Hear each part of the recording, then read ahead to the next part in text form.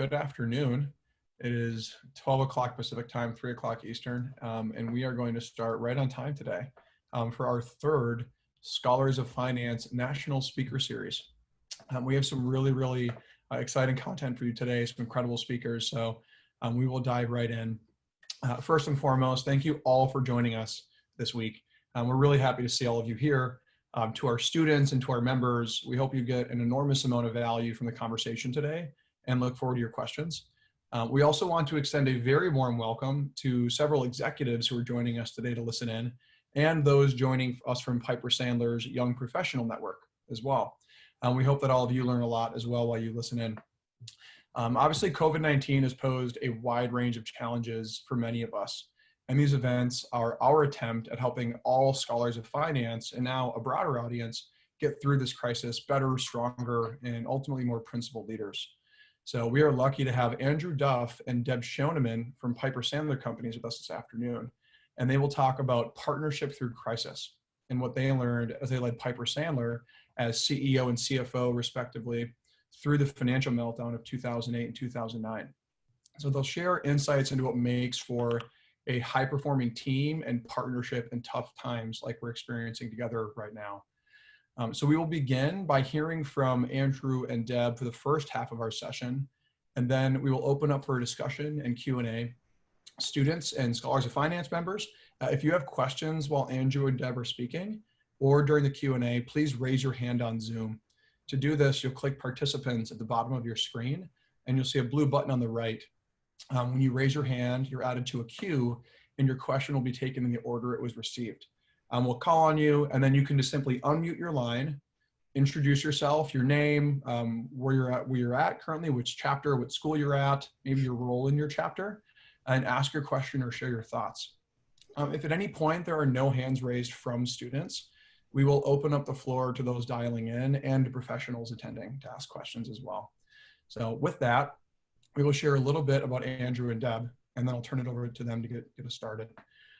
So first, I'll share a bit about Andrew. Andrew Duff served as the chairman of Piper Sandler Companies from 2003 to 2018, and was the firm's CEO from 2000 through 2017. Andrew joined Piper Sandler when it was Piper Jaffray in 1980 in the institutional fixed income sales group.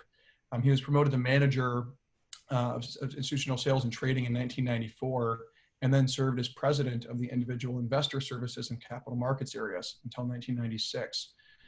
Duff currently served on the board of directors, or recently served on the board of directors of FINRA, the Financial Industry Regulatory Authority, the University of St. Thomas Board of Trustees, and the University of St. Thomas Opus College of Business Strategic Board of Governors.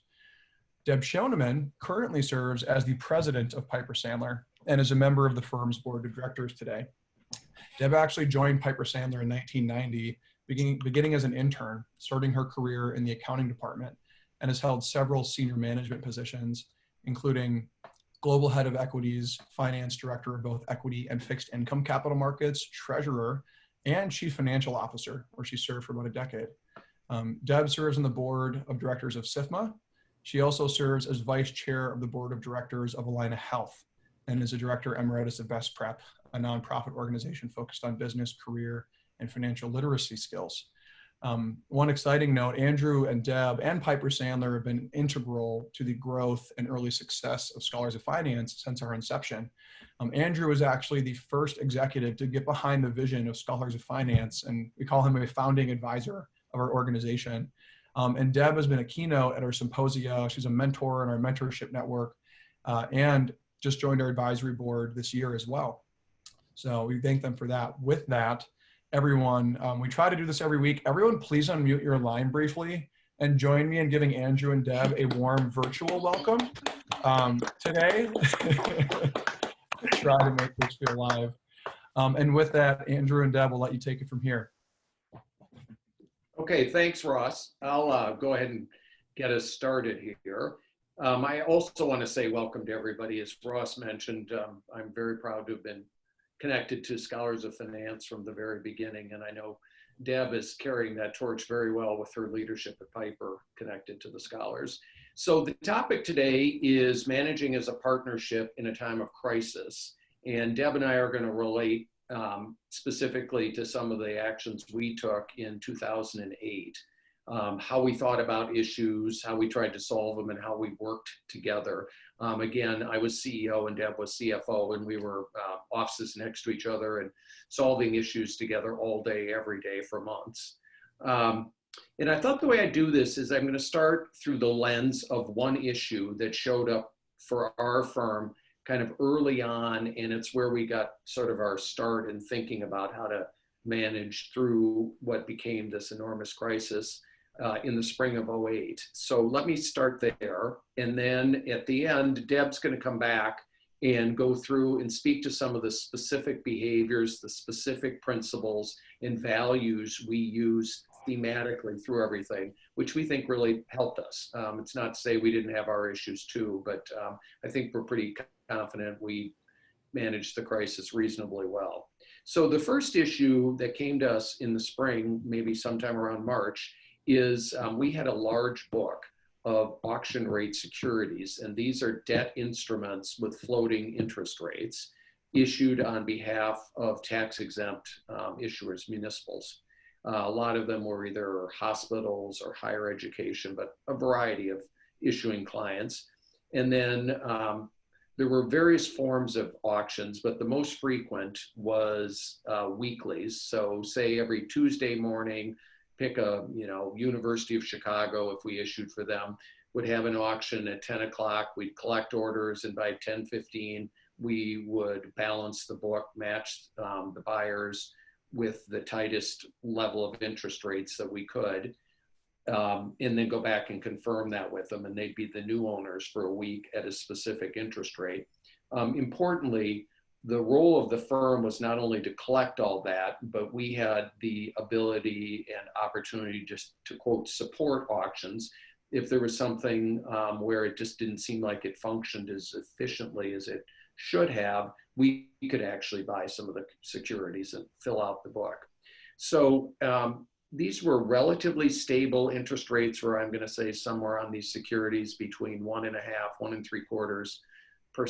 There were a lot of issuers, different credit quality, but mostly AA and AAA. So it was a very stable market. The buyers of these typically were money market funds, corporations, and high net worth individuals, because the denominations, usually the smallest block you could buy was 100,000. So, obviously you got to have some meaningful capital to participate. But anyway, around March, the head of the fixed income came to see Deb and I and just said, we've had something strange happen to a couple of our auctions, which is they're not enough orders. So the firm has stepped in and bought them, but they said, it's a little more than we typically would, and this could build quickly, which could become an issue for the firm without, endless capital. So we talked about it and started trying to understand the issue. And then over the coming weeks, it got substantially worse, where all of a sudden the orders people were putting in were not at 1.5 or 1.75, but at 3 or 4%, easily double what, quote, the market was. And we started to ask ourselves, what's the issue here? So this is sort of lesson one, how to frame an unknown problem. It just didn't make any sense to us. Why are these rates in the rest of the capital markets, fixed income markets, the yield curve was not changing in any material way? Why suddenly was this part of the marketplace acting so strangely? So the place you got to start, I believe, is you got to get the right people at the table and start asking yourself what you actually know and what don't we know, and see how you could get as complete a picture as possible. So that means getting some more perspective and understanding what the various participants were thinking. Now, that has a challenge in and of itself, in that in the capital markets, frequently, if one of the participants is having an issue, they're not necessarily going to be transparent about it and want to communicate to the marketplace, to their competitors, whoever, that they're having an issue. So clearly, some of the purchasers were viewing this security very, very differently, but probably for some kind of a reason, but we couldn't understand it, nor were they necessarily going to volunteer it. So what we did is tried to get direct input from salespeople covering the accounts, traders who are active in these markets, helping all these auctions. What are you seeing and hearing? Tried to talk to a couple of issuers and say, gosh, your auction last week, our order book went all the way out to 4%. Is this happening? Because many of them would use a couple of investment banks and get input. Is this happening elsewhere? And then sit around a table and try and figure out, what do we actually know? What don't we know? And what's the decision we're going to make? From there, I would say one of the things that helps us, I bet Deb will touch on this too, is we tried to look at all issues first from the point of view of our client. What is it that they expect from us? What is it that they need? Now, in this case, obviously, we've got two clients. We've got the issuer trying to sell the security into the market, and we've got the buyers. And they don't necessarily have exactly the same interests, but how do we meet both of their needs? And to finish the story, we let our rates just gyrate and said, we're not going to keep buying all these securities. We're just going to clear them in the marketplace wherever they clear naturally. And the rates on some of ours shot up to 3, 4, 4.5%. And it looked very unwieldy, and it looked like there was some kind of major issue. But I would tell you, as it turned out, we felt very strongly we did the right thing. The regulators came in later as at the end of the crisis, and this is an area that they looked at carefully and said, what happened here? And our decision to be transparent and let the marketplace see the problem ended up being, in their view, the right one. Other firms used their capital, took in the securities, and ultimately, this is a bit of a generalization, sold them out the back door to high net worth individuals who they assumed weren't sophisticated enough to realize these really weren't the right rates. So let me go on to sort of lesson 2. Lesson 1, how do you frame a problem you haven't seen before? Lesson 2 is, even though we didn't fully understand it, but made some decisions, we started asking ourselves, well, what else is going to happen? What are some other related issues? We still don't know exactly why this happened, but if it's happening in this part of the marketplace, where else might it happen? And to make a long story short, one of the things we concluded, again, this is an assessment, is it wasn't just a credit issue where there was something wrong with the issuer. We felt like it's more of a liquidity issue. There's something wrong in the marketplace that people don't have or need liquidity in a different way now. So we concluded, let's get our inventories down. And the good news is we started on that probably in May or June in kind of a subtle way, without sending a message to the marketplace about Piper Jaffray, and or not serve our clients in a way that's reasonably consistent with what we've done. But we consistently got them down to get to a place by the fall that I'll come back to, served us well. So back to the crisis. In the summer of '08, there were more and more stories. Probably the first really big visible one was these 2 very large mortgage-backed funds at Bear Stearns, in a matter of a couple of weeks, entirely collapsed. They had huge margin calls and had to sell securities, and the bids backed off of what they had. And it hit front pages and got a lot of people's attention to, there is something very strange going on in the credit markets. And then there would be sidebar stories and more, until you get to essentially September of '08, when it really unwound very, very quickly. Now it's chaos in both the fixed income and the equity markets. It's extreme volatility. There are daily crises of all kinds. And ultimately, as you probably all know, the solution that came was the Fed and the Treasury, who, again, there's some really great articles and books written about this, how they made their decisions, dealing with something literally nobody had ever seen before, and what would work and why, and balancing what's fair to certain people and unfair to others. Really an interesting case study. This will no doubt tie into Deb's comments looking at where we are now. And I guess I'd say, for us at the firm, and for others no doubt as well, the hardest part was the level of uncertainty. we'd just never seen anything like this where, basically the things that we'd all come to understand about how markets work in our careers literally weren't working. And it looked like the entire financial system was going to come to a halt. And if it did, what in the world happens after that? As it turned out, our biggest exposure was our inventories, where we use a lot of capital.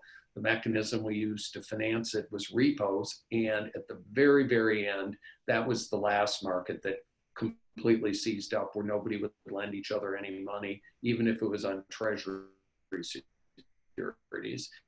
And fortunately, we just got through that narrowly by the time the Fed took those extreme reactions at the end of September, early October, that turned everything around. So again, Deb and I, we reflected on this and talked about it, really think it was our ability to look at the first problem and not only try and understand it, which again, we didn't fully understand, but to think, what else could this be? And I think that's a big part of how you manage in a crisis, is the willingness to look at an issue and look at what could potentially happen next and try and prepare yourself. So I had a couple of additional comments kind of on how I think a partnership works, particularly in a crisis, and a couple of things I wanted to share. And again, I think these are going to be reflected in Deb's comments too. First up is communication. It's just, Deb and I had an all-firm meeting every day and said, you want to hear the 3 biggest problems we got today? That's not productive. But I would say we were consistent in communicating to the various constituencies what we did think was relevant, and did talk about issues that we were seeing and having and our clients were having, in a very straightforward manner. The second part, I would say, is, and also related to communication, particularly at a leadership, middle management or senior management, wherever you have people making a lot of decisions, you've got to have very fluid communication. We used to say good news should travel fast, bad news should travel twice as fast. When somebody has a problem, time's probably not your friend, so take the problem and go talk to some more people that you think can help you with it. But in a crisis, you've really got to be able to do that and make sure that the right group of people are thinking about the problem and hopefully collectively solving it. That takes me to my third observation, which is, with all of that going on, I think it's still really important, if you can, to maintain daily routines. So I'll say that in the sense of, for instance, Deb and I could have stayed in our offices and never left, with a line of people outside our doors asking for help dealing with issues. And that in and of itself would have sent a big message to the organization, kind of quote crisis mode. So we did our best to, obviously she and I were talking all day, every day, but to go to all the meetings that we normally would. And in fact, if typically a lot of people come to our offices to meet with us, we tried to flip them and go to their office. So if I needed to see somebody in the capital markets, go down to that floor, walk across the floor, talk to a handful of people, make sure you got the time to do that, and go and sit in their office and just be visible and try and show the organization that the leadership is still holding to some degree to business as usual and trying to be visible and accessible. And if somebody just wants to on the fly ask you a question, you can do it. The last thing I was going to add to that is, how do you make some of those decisions? And I guess I've said this in a couple of ways, but I just add, I think it's really important to get perspectives, including at a time of crisis, one that's across an organization. Again, Deb and I could have stayed in our offices and had just our direct reports talking to us.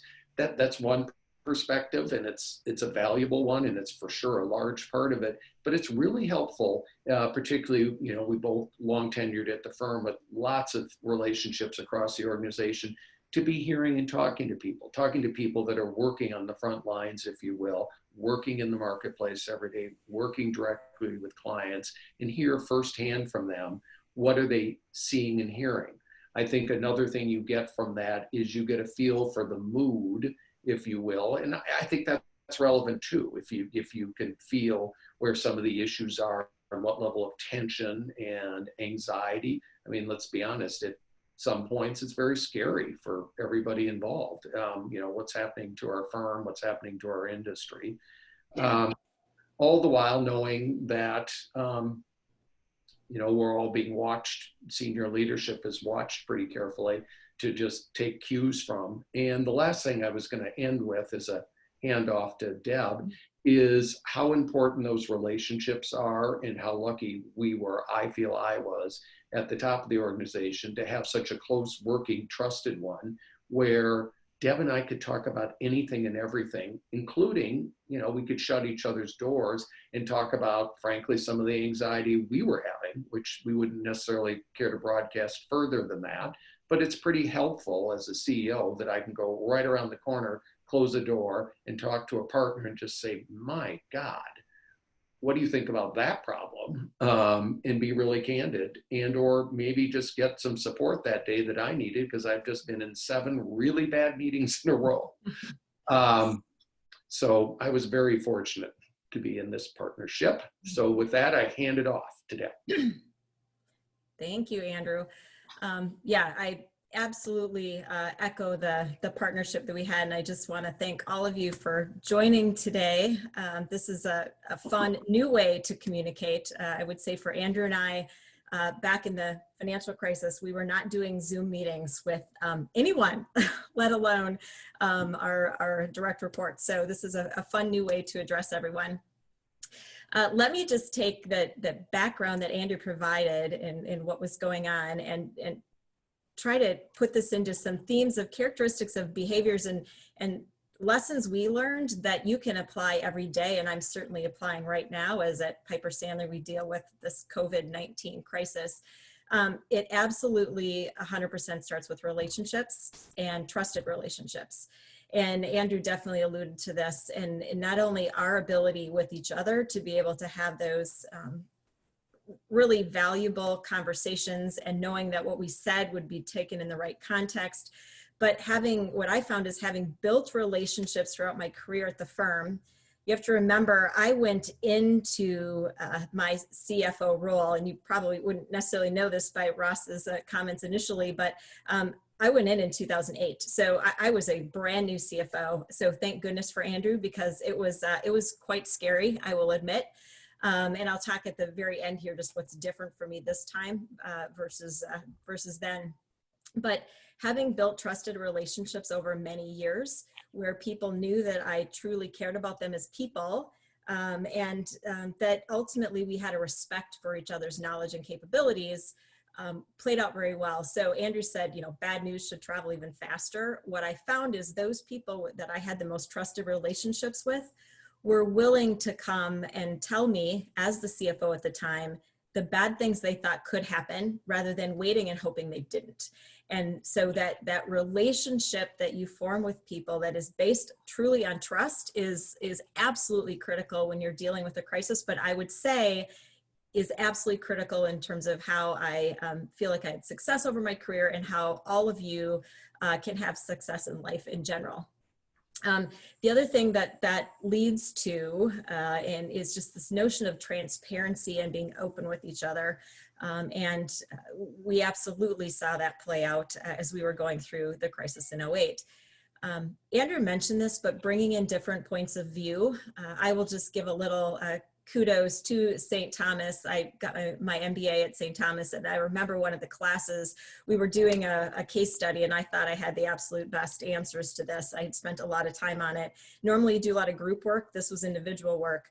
We come back together in class and went around the room, and I was absolutely shocked. It was just basically a case study on what we would recommend to management, and the ideas that other people had were fantastic. And it made me realize that I'm going to be more successful if I can reach out to others and gain those perspectives and those opinions. And so that's definitely what we did in this case too. And Andrew spoke a lot to that. It is absolutely critical to know that no matter what level or role you're in, there's no possible way that you can know the best thing to do at all times and have all the answers. And you have to be okay with saying, I don't know, and I need help. Another thing we spent a lot of time on that I was very thankful for at this exact time, we were also going through some leadership development work. And one of the areas of focus for us was understanding the difference between assessments and assertion. So in essence, what is just opinion or what is fact? And if you really listen to any conversation you have on a daily basis, the vast majority of it is actually an assessment. They are opinions that are coming out. What we were trying to be very conscious of is the fact that we have a number of incredibly smart, talented individuals who speak very confidently about what they know, but we also had to make sure that we were thinking about, is that truly fact as we react to whatever that person is telling us in terms of information, or is that an assessment based on their role, their history, et cetera? And trying to differentiate between those would help us make better decisions. Another thing is taking the time to deliberate. And I remember, Andrew, I don't know how many times you said this, Andrew, but it was like, you know, we're much better if we iterate. And so we would have conversations and take some time just to think and then come back and have a conversation again.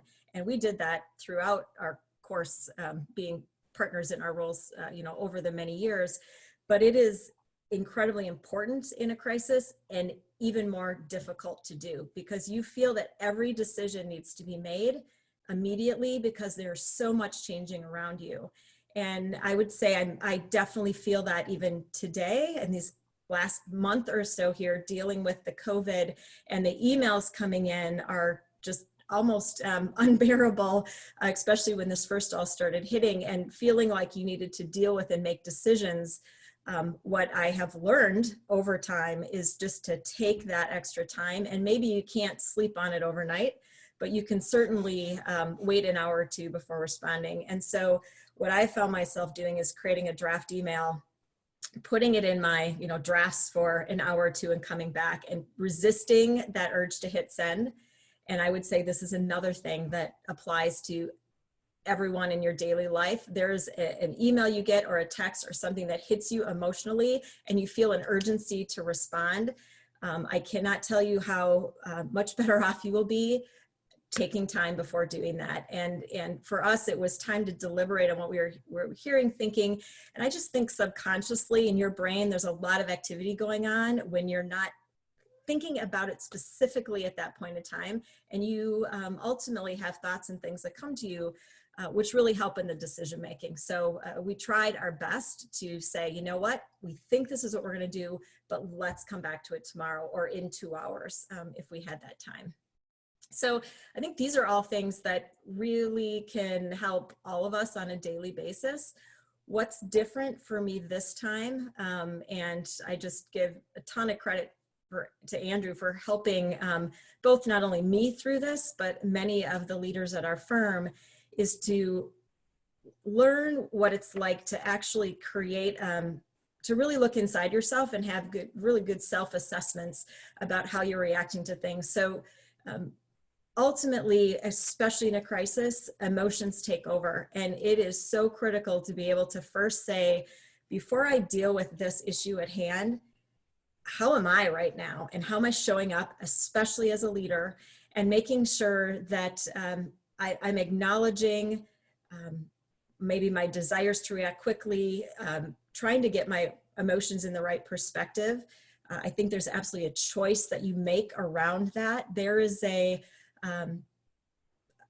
very often you could get to a situation, and I'm sure both Andrew and I felt it in moments throughout this, where you're just a victim of the circumstances, and it can create almost a, why is this happening to me? I didn't create this, and almost you either just turn inward, or you ultimately don't address the issues at hand as deliberately as you should. And actually, John Taft talking about mindfulness and being grounded, for any of you who listened to his presentation, is really important. So first, you got to get yourself in check. And that's just it's a learned behavior, and it's a practice.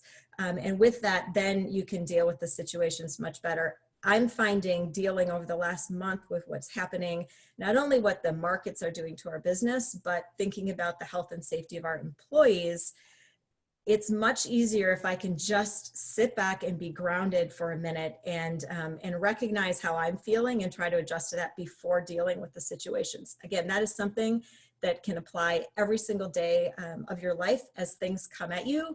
You have to be aware of how you're reacting to it and how you might be showing up to other people. And the last thing that I would say is so critical is just maintaining a positive attitude through all of this. Again, it gets back to you can choose to be a victim or you can choose to be proactive and positive about dealing with the situation at hand. And that's something that for me, I have tried to do very strongly. And I think you think about the people that you like to work around or who are effective, it tends to be those people who have a positive outlook and see things as opportunities versus just problems. So I'll stop there, and maybe before we open up for Q&A, Andrew, anything you want to react to in some of what I just said? Yeah, the first one really is, Deb, I really like how you framed the benefit of a trusted relationship when people are willing to come talk to you about what could happen versus hoping it doesn't. Mm-hmm. That is a very meaningful distinction, and it doesn't come naturally because honestly, most organizations, people don't want to be the bearer of bad news. And I'm not even saying if you have a strong culture that, shoot the messenger. Even in a healthy environment, it's just not a comfortable place typically to come and suggest to somebody senior to you, here's a bunch of bad things that can happen, but it's invaluable, literally, that we have other people looking, thinking, and seeing and willing to say, hey, here's a couple of scenarios. And, I think it really translates to what we've done well and not done well at the federal level, and without getting into politics, were we as thoughtful about thinking, where can this go?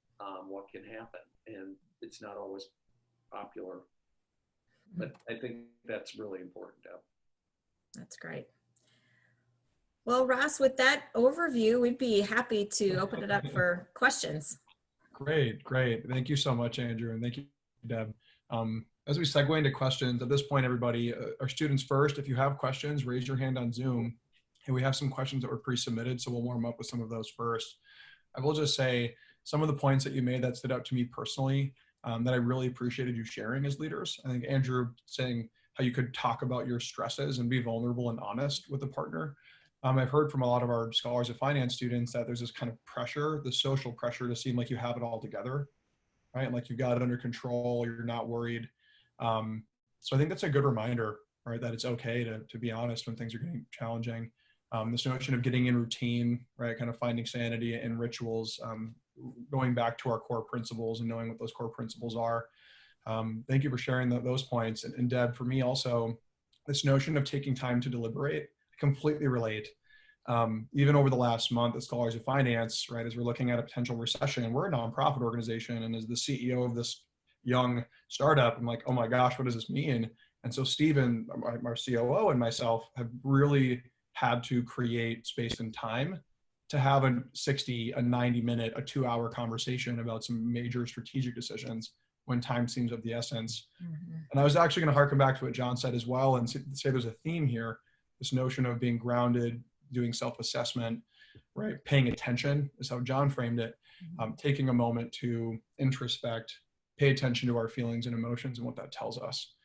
I personally found it difficult in this time of crisis, to be really honest, to set that time aside. So one question I want to actually start with, even personally, to get it warmed up is, how do you, in times of crisis and times of change, create time and space for introspection, for self-assessment, very tactically? Do you journal for a few minutes? Do you go for a walk and think? What do you personally do to create that time and space? I can go first, Andrew. I think one thing that's really important, and I would say especially as we're working from home, and I'm sitting here actually at my cabin in northern Minnesota, so being quarantined here, it's really important to just, first of all, maintain routines, because I think that just helps you have some sense of normalcy when things aren't. So making sure, you know, it's getting up and taking a shower and getting breakfast and then going to work, almost just like you would do on a normal day. So that, I think that routine is very helpful. In terms of creating that space and that mindfulness, a couple things. One, I have definitely, and just if I think about what I am doing right now, the days are incredibly busy and it's back to back, but at the end of the day, maybe it's, you know, 5 o'clock-ish, going for a walk. And sometimes I like to do it myself, and other times, I mean, it's been 2 to 4 miles every day with my husband, and some of it's just a download of what is happening. So having someone who can listen. The other thing is just to talk about something besides everything that's going on around us, thinking about things we might be excited about in the future. I'm just getting away from that day to day.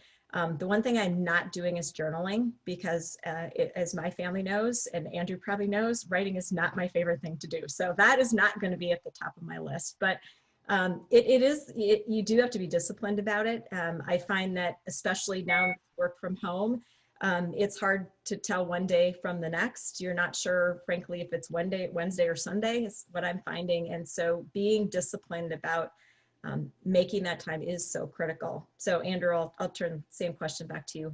Yep, I would just quickly underscore a couple things Deb said about the routines. I think that's very important, including, you know, time for other relationships away from work, and just try and maintain those. And then secondly, like Deb, exercise was very helpful to me, and that can be really walking, as simple as walking, but just take that time literally every day to step away. I think that's really the important concept, is you do have to sort of put it down or put it aside a couple times a day, where your primary focus is not on the long list of issues. Yep. Excellent, excellent. Thank you so much. I'll shift into some of the pre-submitted questions as people begin to raise their hands to ask their own questions live. The first question I'm going to ask, it comes from Shuba from the University of Minnesota. And her question was, what is your biggest piece of advice for students graduating into a recession? And Deb, do you want to take this one?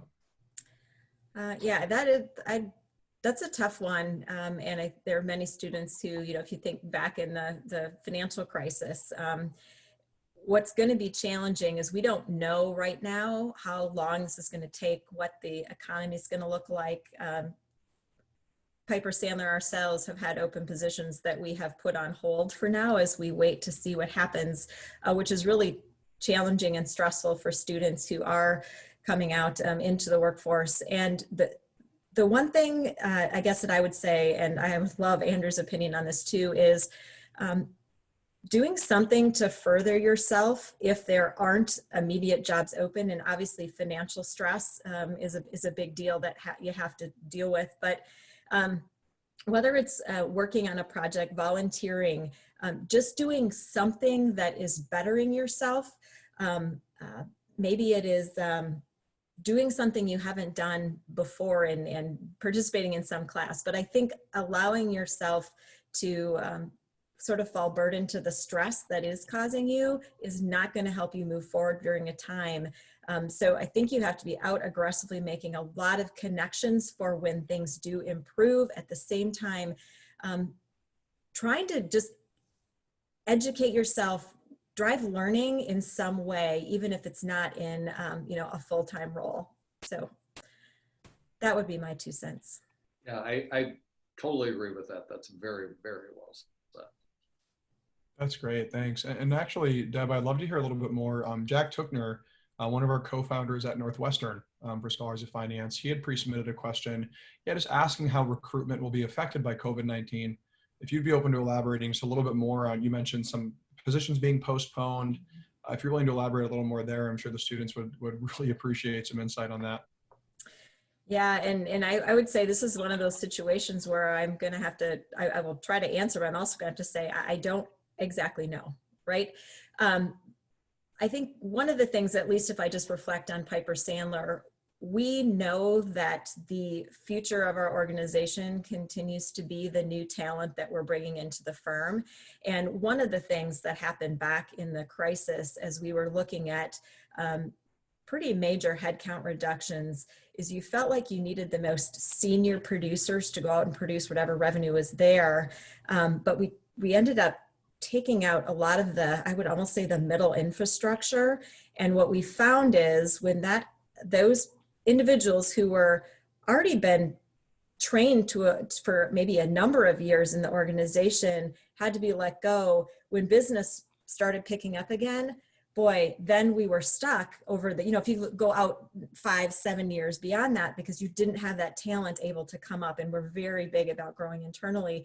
And so we're mindful of that, trying to learn from what happened before to make sure that we aren't, that we're continuing to fill that pipeline.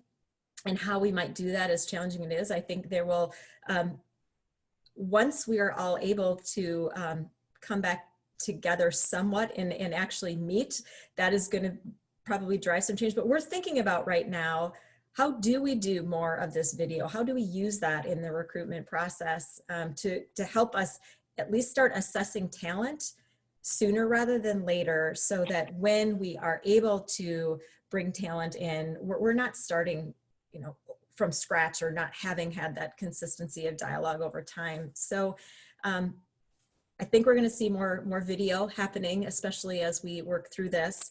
And I think a lot of firms, this is such a unique situation right now where it's not like the financial crisis where the financial industry almost itself caused the crisis. It is more around obviously a healthcare pandemic, and how quickly will this economy pick up after, we certainly don't know. But I guess I would just encourage students to continue to reach out, to try to make connections within these firms, because we all are going to want that talent coming in the door. It just may be a little more delayed than it would have otherwise. Great, thanks, Deb. Really appreciate it. And we have hands beginning to raise, so I'll pass it over to our students. One of my favorite parts of the sessions. First, we have Chad Bellick. Chad, do you want to introduce yourself and ask your question? Hi, thank you so much for coming out today to speak with us. I'm Chad Bellick from the NYU chapter. And I just wanted to know, obviously there's a lot of negatives that come along with this crisis, but what do you think is one skill that we could gain from this experience that we could bring into the workforce that maybe someone who hasn't gone through this would have? So why don't I take the first shot at that? I do think one of them will be around, it's kind of the topic we have here, around how do you look at issues that are unknown and be willing to really consider scenarios, including, human nature fights this, negative scenarios. What are some possible scenarios that take us to places that are really challenged? And I think by doing that, you're just much more attentive as a rule, as a skill to looking at issues. When I reflect back on my career and some of the people that I found very helpful to me, they had that skill, the ability, even when things look like they're going very well, to just, have a side dialogue, keep on the table somewhere, what are realistically other outcomes? And I just think it makes you a stronger decision maker, executive leader. Yeah, Chad, I probably add one thing to that, which is maybe going in a very different direction. But one of the things that we are learning and having to figure out how to deal with this particular situation we're in is, how do you build personal connections when you are not able to maybe physically be close to other people? And I think that ability to learn how to, either through technology, which you all are much better at than I am, or just finding different ways to connect with people to build those trusted relationships in a time when you maybe can't do it as normally as you would be able to. Because a lot of times I think that actual, interaction is something that helps drive trusted relationships. And I do think, the technology is going to help with that more than we before. So just thinking about connections with people. And one more thing I have to add, and anyone who knows me knows I use this language all the time. It comes way back from some work that Andrew and I did back in the 08-09 timeframe, is this notion of being willing to move out of your comfort zone. And a lot of times we talk about that just to push yourself to grow, that it doesn't seem like a fun place to be, to go out of your comfort zone. But a great friend and coach and colleague of Andrew and mine called it the learning zone, and moving into your learning zone rather than moving out of your comfort zone.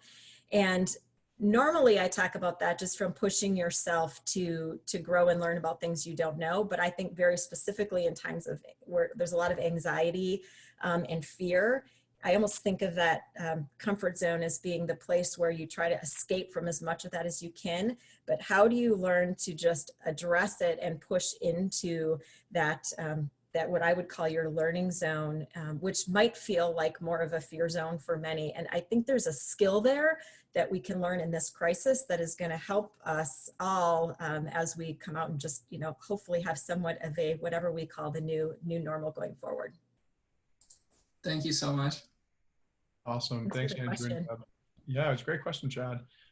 Next up, we have Allie Brown. Allie, do you want to introduce yourself and ask your question? Hi, I'm Allie Brown. I am a UST student from the Minneapolis chapter. Thank you for being here today. My question kind of addresses how you guys manage conflicting opinions and viewpoints, especially like in times of crises like this. John Taft mentioned this within his speaker series event, and it was very interesting to see his opinion on it.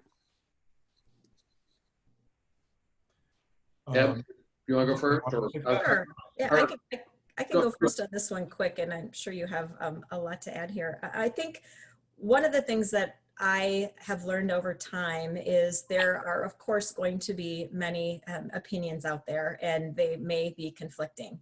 And at the end of the day, as a leader, you have to make that decision. And sometimes some of the people are going to agree with you, and sometimes, there's going to be some people who don't. What gets back to communication that Andrew was talking about, what is most critical is that you spend the time listening, truly listening to those different opinions. And people can tell when you're sincerely listening and when you're not. So if you sincerely listen to those opinions, it has been found over and over again that people are more likely to be accepting of the decision you make if they have felt that they have been heard versus not. And so that would be my one, you need to sincerely listen to the different points of view. Yeah, that is exactly what I would say. And just one quick addendum. If you're somebody who's known to do that regularly, it will really help you with conflict. If you're believed to be, Deb's a good example of somebody that takes in a lot of input, listens carefully, and then makes a decision. When you get to conflict areas, you've already got a track record, because the heart of it is exactly where she finished. People need to believe they were heard. And that's true of all of us. I'll accept a decision quite comfortably that somebody makes if I feel like they really heard my point of view, but just were persuaded by another one with probably very good reason. Okay, thank you guys. Thanks, Allie. Thanks, Allie. Next up, we have Arvind, hailing from NYU. Arvind, do you want to introduce yourself and ask your question as well?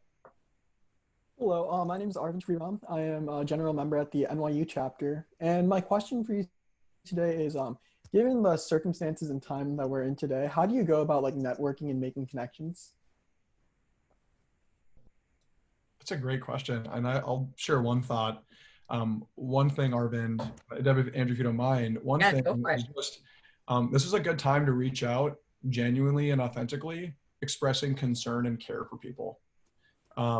Just sending a note to say, hey, I'm thinking of you. Here's something you might find useful, without an ask, right? Without even trying to set up coffee.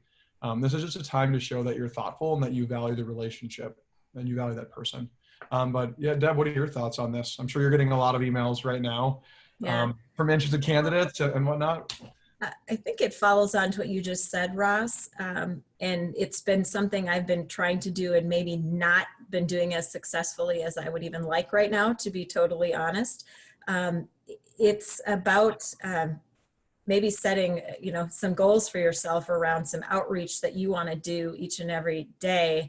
And I love the, without a ask piece, because I think that's really important right now when everyone's dealing with a lot. But even for me, being able to network both with employees across the firm or some of my peers externally, it is making that deliberate effort to maybe, whether it is email or phone call, like, okay, I'm just gonna do 3 people today that I feel like are out there that I haven't connected with for a while. And I will say I've gotten a few of those myself in the last week, and it has been amazing how, I guess to your point, Ross, how comforting it has been to have people just reaching out, checking in. And I do think that's a great way right now with everything going on that makes it an easy, almost easier than if you weren't going through a crisis, to reach out to people and just check in, and maybe then can actually get into a dialogue, and they can help you think about who else might, you'd be able to broaden your network with. That, and I would add, those both make good sense to me. If it's someone who you don't really know at all, but have been led to through maybe another relationship or something, I think good questions always tend to land well on people. A big open-ended topic when people are dealing with a lot is hard, but even, I suspect Deb, as busy as she is right now, if she got a very short email from somebody that's, I respect that you're going through a lot, I could really use help on just 2 quick questions. You'd probably get a response, and that could be the beginning. Yeah, I like that a lot, Andrew.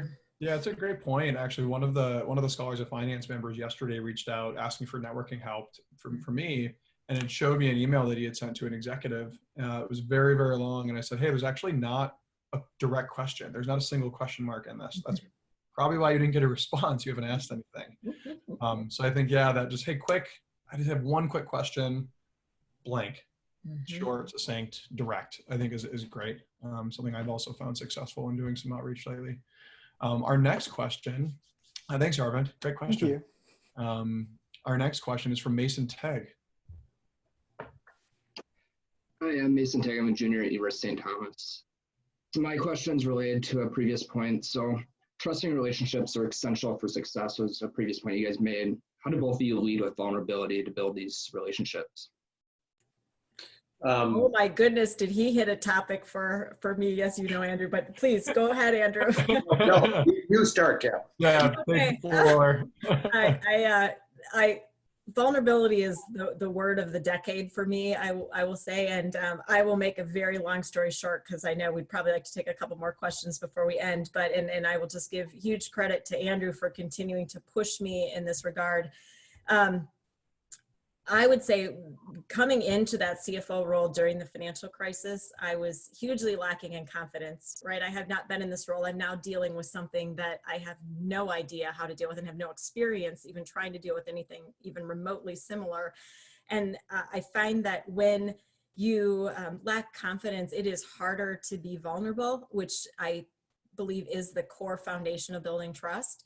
And through work and with some of these coaches that we were working with as a leadership team, and I would say Andrew very directly with me, helping me understand that it's okay and actually necessary to be vulnerable. And the piece that followed on that for me was, in essence, what we're saying is just be authentic, just show up as who you are.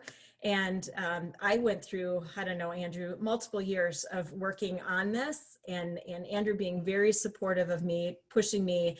And I feel like there were a few years when I made breakthroughs in terms of deciding I was just going to show up and be who I was. And it didn't matter necessarily if people had some maybe negative opinion of that, or, I had to be who I was. And I will tell you, and Andrew, I'm sure can support this, I found incredible success and actually ability to build more trusted relationships and get invited into more strategic conversations by actually just showing up with who I was every day. So I could talk for an hour at least on that topic, Mason, so I love the question, but I will let Andrew make any other comments because he was on that journey with me for sure.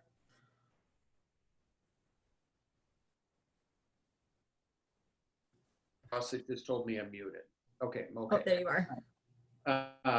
I think you can tell by Deb's response, literally how much it's helped her career and how confident she is, having just been willing to do that work and to really be who you are. And if you think about it for a minute, it makes so much sense. If you're authentically, consistently the same person, people will trust that. They'll be more open themselves. You know, that's the part of vulnerability, is that it tends to be very two-sided. You know, rarely is someone routinely vulnerable with people that aren't. So you create that bridge. And then I think maybe a little more tactical comment I'd add to that. I think it's often talking about being willing to say what you don't know. So you're on a topic and maybe somebody turns to you and expects you even to know that. I think it's very powerful to say, well, I believe A and B, but I don't really know C. And it just builds incredible credibility and willingness for people to work with you, because you can come back to it or say, hey, I need to go figure it out, or help me put the pieces together. But just being willing to talk about what you believe, but also willing to talk about what you actually don't know. And particularly when you get into senior roles like CFO, president, CEO, you know, the casebook would be, we should know everything, but we don't, right? But if you're willing to talk about what you don't know and get help with it. Thanks, Deb. Thanks, Andrew. Mason, great question. Thanks for an excellent question. I don't know about anybody else, but I just felt my shoulders like soften listening to that. I'm like, okay, it's okay not to know. It's all right. We have a couple more hands that got raised. Rory, do you want to introduce yourself and ask your question next? Yeah, hello. My name is Rory. I'm from the Berkeley chapter. I'm a senior now, so I get to graduate into their succession. A lot of people asking about that. My question is, how do you kind of determine authority figures that you would trust in a time of crises? So like one thing for me that's been really big is I had a lot of faith in the Federal Reserve to kind of avoid moral hazard during the whole coronavirus epidemic. And I think in many ways that's been kind of shaken. I'm curious to your thoughts on when you would start doubting an authority figure like, you know, the president or the federal chair, like when you would start thinking, well, should I trust everything that this person's saying? If there's a point you would do that, or if there's a point when you would say, well, listen, like they're an authority, I'm going to take their word. So why don't I try that first? And I'm trying not to make this political as much as just really specifically answer your question. So the governor here, Walz, in Minnesota, who I didn't really know that well, at the beginning of this started a series of daily updates. And what became clear, at least in my judgment pretty quickly, is how candid he was, and his senior head of the health services, she's equally so. And he would talk about what we knew, what we need to know, and what they believe is happening, and was clear about things that, you know, he was less certain about, but would update us regularly. And so maybe what it is candor and transparency. I had a real sense of why he was saying what he was saying. And when he got to those decisions, you know, at first it was very modest and he was going to keep schools open. And then 2 days later, he's closing schools, but he's being very clear about, I changed my mind. This is exactly the opposite of what I said 2 days ago, but here's why. And so you have a real sense that you're part of, you've got a window into why he's concluding what he's concluding. You know, at the federal level, you know, it's so haphazard. You know, the messages coming often are inconsistent and seem to have some sort of agenda or spin. I just feel like, you know, again, I'll stick with the positive with our governor here in Minnesota. It just seems to be the facts, the opinions to the best of what I know without any other objective. So I trust it. When I hear things that either shift a lot or seem to go back and forth or inconsistent or have a spin, you know, at some point I stop trusting that. Yeah, Awesome. I don't even think I can add anything to that, Andrew. It's really, really well said. Great. Thanks, Roy, for the great question, and Andrew and Deb. We're at 12:59 Pacific, so I'll shift into wrapping up. Just lost track of time amidst all of this. It's great content, awesome questions. Really appreciate the wisdom and insight. So Really quickly, just one more time, if we could all unmute our lines and thank Deb and Andrew for their generosity, sharing their time, their wisdom, their insights. This has been incredibly informative and inspirational, honestly. To everyone on this call, thank you for attending. We do need your help. You should see in your inbox an email. This is only our third attempt at doing this national speaker series, and we want to make these as impactful as possible. So there's a quick 5-minute survey. It takes 2 to 5 minutes to fill out. If you can fill that out quickly, it'd be deeply appreciated. Students, you'll be entered to win a $20 Amazon gift card. Professionals on the line, if you want to learn more about Scholars of Finance, there will be a follow-up form as well. Some exciting news, and Deb and Andrew, I'll share this with you as well. Our speaker for next week lined up. We heard from a lot of our students, they want a skills-based workshop. And they've also shared that it's been difficult to focus, and there's been a lot of distractions being at home, and they're less productive. So next week we will have Nir Ayal, who is like a world-renowned behavioral psychologist, New York Times best-selling author twice over, to talk about how to tune out distractions, stay focused, and be highly productive. So a bit of a different spin than we've had the last 3 weeks. So if you'd like to attend, watch out for the invite for that coming soon. Before we go, we actually asked Deb and Andrew for permission to do this. This was Jake, one of our team members' ideas. If you're comfortable with this, we're going to take a screenshot of like the group who's on video. If you do not want to be in a photo, we're going to take a picture as if we were in person. So if you don't want to be in a photo, turn your video off. If you do want to be in some photos, feel free to turn your video on. Jake, you take it away and take a group shot for us and let us know when we're done. Okay, do we want to do a picture or a screenshot? I guess it probably doesn't really matter. Let's just do a screenshot. Awesome. I'm going to count down from 3. So on 1, everybody smile, okay? Okay. 3, 2, 1. All right, I got it. Amazing. Amazing. Thanks, Jake. That was fun. With that, Andrew and Deb, thank you again for your time. We'd love to have you back again soon to share more of your insights. Everyone, thanks for coming. We hope you have a great rest of your week and continue to do your best to stay safe and stay healthy. And we'll see you soon. Thanks, Ross. Thanks, everyone. Great to see you all. Thank you. Thank you. Thank you guys. Appreciate it a lot.